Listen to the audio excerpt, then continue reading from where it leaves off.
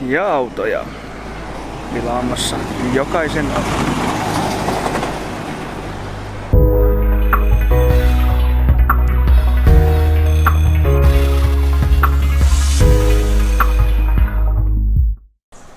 Tässä on meidän kämpän portti. Ja se piti aluksi niin hirveet meteliä, että siihen oikeasti heräsi. Aina kun sen portin joku avasi tai sulki.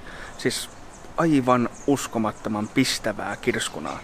Joten mä kävin tuossa viime yönä salaa kasvisöljypullon kanssa vähän korjaamassa näitä saranoita. Ja nyt täysin äänetöntä.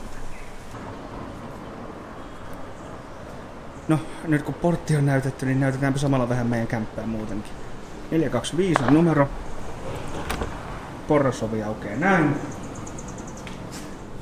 Ja tästä päästään tänne meille.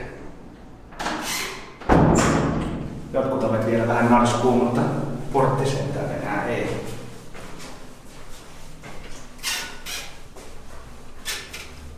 Moi ja tervetuloa meidän kämppään.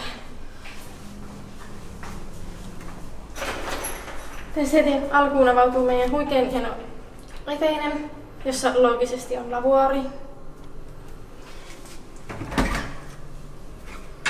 Koska Essassa sitä ei ole.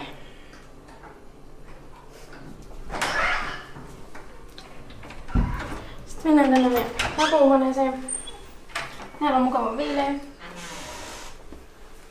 Tässä löytyy ensimmäinen meidän hienoista parvekkeista.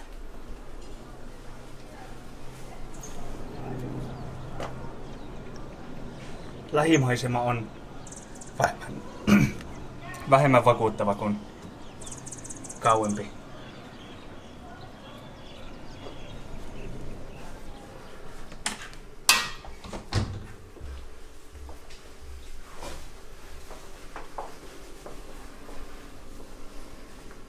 Sitten täällä on meidän keittiö.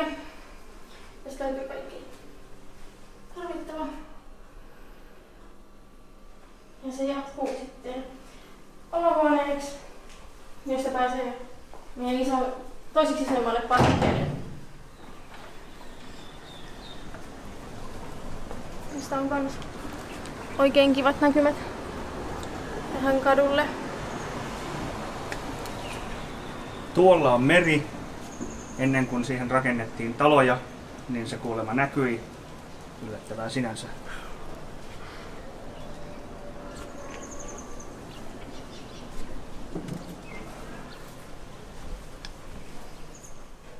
Jes, mennään sitten seuraavaksi yläkertaan.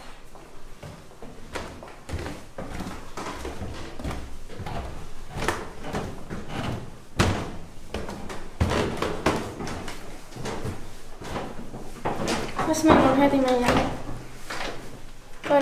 toinen vessa ja kylpyhuone, josta löytyy suihku.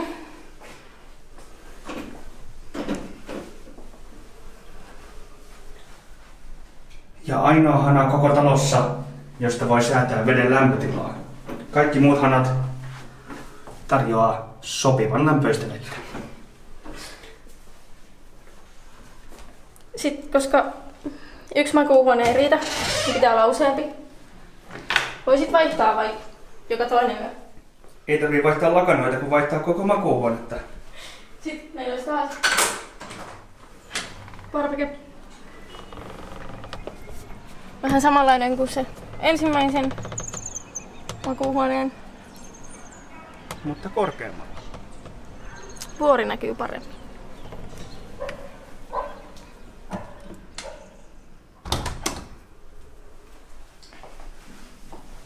Sitten tämä kiva ei lopu vielä tähän, koska makuuhuoneet on kivoja, niin pitää koko ajan mennä vähän isompaan. Ja täällä on vielä verhon takana piilossa parveke, jolta näkee sitten tuolle toiselle parvekkeelle. Hei!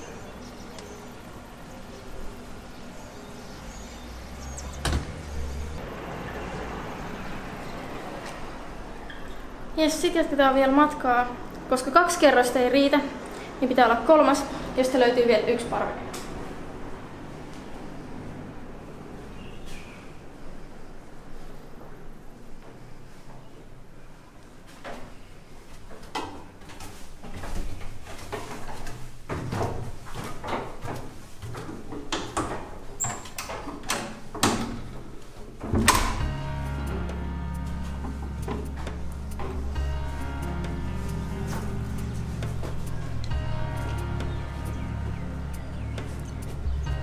Täältä on kans ihan huikeet näkymät. Näkyy kaupunkia aika kauas. Toinen vuori.